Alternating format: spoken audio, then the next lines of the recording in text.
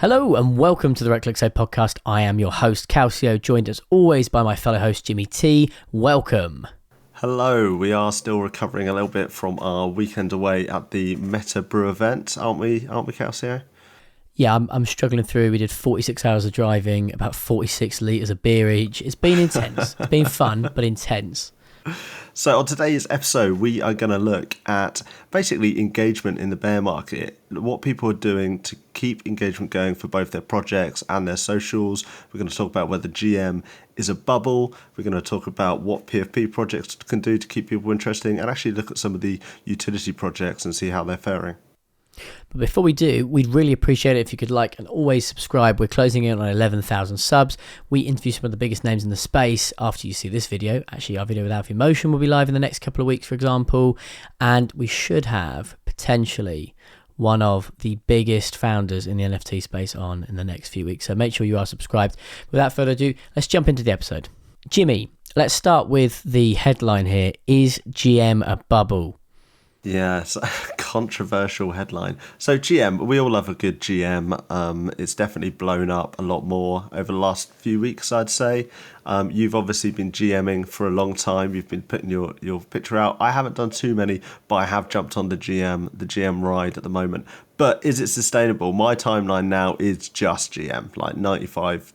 I'm scrolling, 95% is GM. Is it going to be sustainable? Are people going to get bored of GM? So I started doing it super transparently, I think the same as everyone else does, which is to make sure that you've got regular daily engagement and thus thereby we're on people's timelines more consistently. The problem is everyone is now following that meta, and unfortunately it means that, as you said, you get flooded with GMs, and also a lot of your other content gets bogged down and not as many people see it because they are just getting the GM algorithm. And I think that's a wider issue that we see with a lot of metas, not just within the NFT space but anything in general. If you look at what happens when a project concept comes out, Goblins being a really good example. When Goblin Town came out, we saw fucking hell, I don't even know how many derivatives, and then slowly they become less and less and less effective. So I think GM and the wider way that we play the NFT game is slowly going to become another example of that meta fail. What is the follow-up after GM? People are actually going to have to start thinking of about their posting. They're just going to start doing GN instead. So I know people occasionally do it, but that's what's going to happen. Oh God, I'm knackered. GM is bigger than GN. But no. So again, for me, it's a really good indication, I think, of just how fraught we are for content and a bit of a lack of where to go with it. I mean, big credit to these guys, but you know, the gents like Alexander Schillenville and these sorts of dudes, they are hammering the Twitter spaces. And outside of that, there is not a huge amount of regular content that I see, and those that do make it, on the most part, are not seeing the views and the representation that they used to. I guess there's less news at the moment, isn't there, in the space? You know, we don't have 1,000 projects launching every single day, and therefore we don't have that many additional controversies and different things happening. So there's a lot less news, a lot less to talk about. So I guess people are just filling the space. They still want to be on Twitter. They still want to be vibing with the community. But they've got less to talk about. That actually leads me on quite nicely to something I've wanted to chat about for a while and kind of get your thoughts on. I've spent a bit of time looking for projects that are not necessarily going to make me a millionaire overnight. If you've got any of those, let me know. But projects that have done a really good job of staying consistent, staying active, and actually more importantly, continuing building something out. We did explain a bit on Artie a couple of weeks ago, which was really insightful and I found quite enjoyable to kind of look into a company that had super honestly I wasn't too aware of before we started to do the digging. I don't know if there's anyone else, Jimmy, that you've kind of noticed on the same path. Yeah, Artie, really great. It's good to see proper businesses with proper budgets coming in and putting a proper team around, and obviously Illuvium, who we know from many of the crypto events we've been to. They've had their marketing there, their product, we've seen them, they've been growing.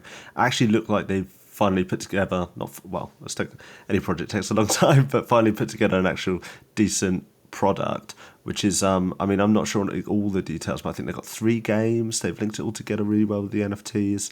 And it seems like a pretty hype project. I think for me, one of the things that's quite interesting about Illuvium, though, is that they have taken a really age-old concept that we're all familiar with, monster hunting. You know, Pokemon is a classic example. You know, we've all played hours of Pokemon, and they've combined that with one of the big metas we saw, which was land. Obviously, you know, Yuga Labs Land was the biggest mint in the history of Yeah. NFTs. So they've combined the two, and I'm just curious to see whether actually that's what might prompt gamers, that sort of game, that sort of feel. It's got to be like that though, hasn't it? Like it's when you look at like a gaming studio like Illuvium or Arty and look at their trailers and the in-game footage, you can just see it's so different to some of the janky things we've had in the NFT market so far. People were asking, why are gamers turned off by NFTs? Well, because the games that look like they've all come from the 90s. Of course they're going to be turned off. They're playing AAA games for a tenner. But this is actually kind of a curiosity of mine as well at the moment. Like, what is going to happen next with these gaming studios? Though, because there are quite a lot that we've seen building products, building projects, and they're at all of these crypto events. They always are. Every single one we've been to, they're all there. And I wonder how many of them will actually get to that end product. Yeah, it's tough. I mean, a lot of the big gaming ones are sort of pre-funded, aren't they? So you would think that they'd get to at least the point where they complete their game if they've done their finances properly. Yeah, not all of them are going to survive. For sure, people are going to just release and get to the NFT stage and find that they can't make any money. But it all depends on their timing and when the timing of the market comes back. And that's critical to a lot of content creators as well. Obviously, we make regular content pretty much every single week. At the moment, we're up to 3 videos, 2-3 videos a week. And I chat to a lot of our peers who are doing a similar amount of content, be it via Twitter, graphics, animation, art, whatever it is. And obviously, there's a massive sentiment that there is a lack of interest for obvious reasons in the NFT space in general. But I think it's going to be really important to just persevere, just be consistent. That's kind of what I'm trying to continually say to myself, because I think that actually if we can get past this and we've got a bank of content, then it will be huge. Yeah, and it's interesting to see how different projects cope in the market conditions. So you've got different, like the gaming studios, they're pre-funded, they're still building out, that's not going to slow them down. It's actually probably easier for them at the moment. They can just get their head down and build, not so many distractions. But then you've got things like other side, like for example, an artist, like you got Harvey, the Scottish artist who does blocks, who's just constantly putting out his own content at the moment, really building up his brand, which in turn helps the Blocks project. And you get the same things with like F. Vinny Hager. They seem to just be like pumping out so much content at the moment, just to keep their brand relevant, so that again, when the market does pick up, these are the people that are going to be still standing strong in the space.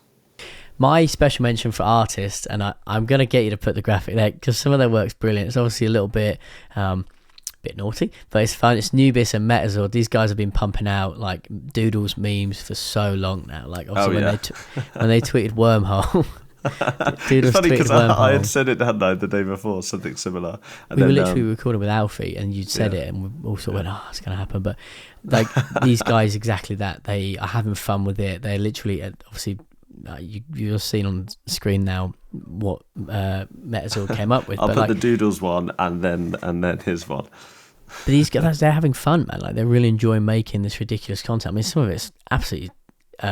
Wouldn't show my mum, but it's fun. It's maybe that's the angle. Maybe that's why the guys who do endless Twitter spaces and just chat, build up these crazy personas. Maybe that's why they're so consistent with being fucking mental, because they are having fun. And maybe that's oddly in a market where it is a lot harder to make money than it was this time last year. Maybe instead of that being a lot of people's primary focus when they're making content, this is the best way of looking at it. All the guys that made this is going to blow up 10x this money, where are those guys now? There's a lot less of that content because it's a lot harder to actually do.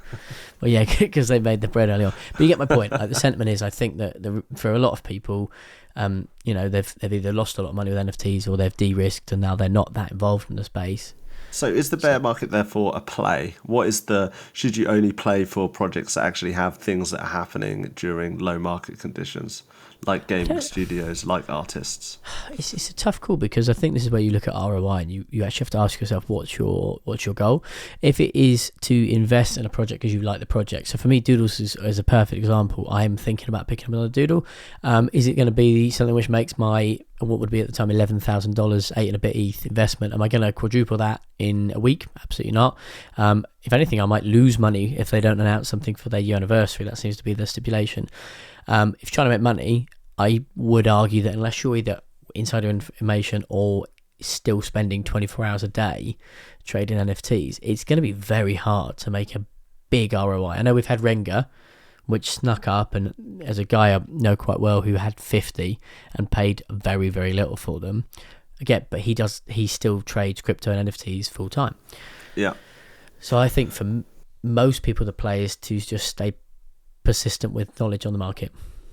But yeah, so Doodles, obviously, they're still quite a speculative asset. There isn't really any base utility under them that's kind of fully announced or actually tangible at the moment. But when you're then looking at artists and sort of games and things like with actual utility, in theory, in a bear market, they are better plays. But Doodles has been a good play, especially if you'd bought on their little fear dip when they hadn't tweeted for a couple of weeks. You would have made some good money. That's pretty where you're right as well about gaming studios. I know that in theory, for a gaming studio, it's probably very easy to put a render a day out or some little snippet of something. That's much also easier. There's the game coming, so they've actually got something interesting. Yeah, for and that's where props to Metabrew, obviously, as we mentioned earlier, had us out for their event. Yeah. Physical utility. We went and got absolutely hammered in Germany. It was brilliant. We met their founders. The founders were all there. The families were there. It was a lovely event. Like, you actually got shit for your investment, and that's before they even send the beer out that you get for holding the NFT. So there's, I think in my head, and I saw Chris Cantino tweet earlier today about how we don't need more storytelling NFTs. We don't need more speculative asset NFTs. What we need is NFTs that either help people's daily lives or give you something for your money. And it's weird because the whole point is it's supposed to be we get the digital asset. But the reality is I think that people more and more are drifting towards things that give them things or that they have backable value. Tangible value, yeah. Yeah. I quite like the valuations in the market though at the moment. It means I feel a lot less guilty about jumping in and having a little sweep. Like when I saw on-chain birds on, they were kind of got a little bit of attention. They were a Moonbirds derivative, completely separate, using all the same traits as Moonbirds, but completely separate NFTs generated from them, but fully on-chain, and doing some really clever stuff with their smart contract to put the artwork on chain and turning it into vector graphics. It's really clever. So I bought a couple of those. I haven't bought anything for ages, it's not going to make me thousands of dollars, but I bought it because I thought the concept was quite cool. And I think this market allows you to do those more kind of plays. They're off-chain, not off-chain. They're off OpenSea birds now, though, aren't they? Didn't they get delisted? Off OpenSea birds. They did get delisted because OpenSea doesn't seem to understand what CCO means. But they are now relisted, so they're back up. That's always a lovely point. I saw quite a few people talking about how on earth are OpenSea still the biggest player, and the answer is what I said. Did they change their logo? They changed a lot of stuff. They made quite a few little tweaks, but this is what I mean. The thing for me is I think this is testament to OpenSea. Really, the bottom line is people don't care. So yeah, I think overall the market's in a funny place, but we already knew that. So for us, the goal is going to be to keep on pumping out amazing content. So in the next couple of weeks, we've got some huge guests that are going to be going on. As we mentioned before, we're going to be going on quite a lot of different podcasts and spaces ourselves. Tangible value from the Right Click Save podcast. You are literally getting, and you have to pay. It's free. But if you do want to, we'll leave an ETH address in the but yeah, so we will be going on quite a few different podcasts, and we have started work on our next explainer video, 5 minutes or less video. It's going to be a Bored Ape explainer, so it's going to be a big one. But yeah, without further ado, it's been an absolute pleasure. I've been your host, Calcio, joined by Jimmy T as always. Don't forget to like, comment, and subscribe, and let us know which topics you'd like us to cover in next week's video.